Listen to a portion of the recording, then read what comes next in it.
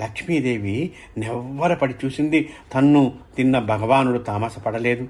పాన్పు నుంచి లేచి క్రిందకి వెళ్ళి భృగుమహమని పాదములు పట్టుకుని ప్రశాంతంగా ఇల్లాడాడు. మహాముని, నేను చాలా ధన్యుణ్ణి. నీ వంటి మహాతపోనిధుల పాదధూళి చేత నా శరీరం పవిత్రమైంది.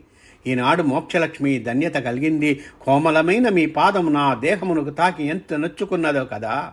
ఏది మీ పాదమిటు చూపుడు. కొంచెం ఒత్తెదనని మునీశ్వరి పాదమందున్న నేత్రాన్ని చిదివేసి ఇలా అన్నాడు. స్వామి, మీరు మహానుభావుడు. మీ మనసులో గల అభిప్రాయం గుర్తించి తిని నాకు నీపై కోపం లేదు. నీవు వచ్చిన పని తీరినందుకు నేను సంతోషిస్తున్నాను అని మహావిష్ణువు శాంతంగా అన్నాడు.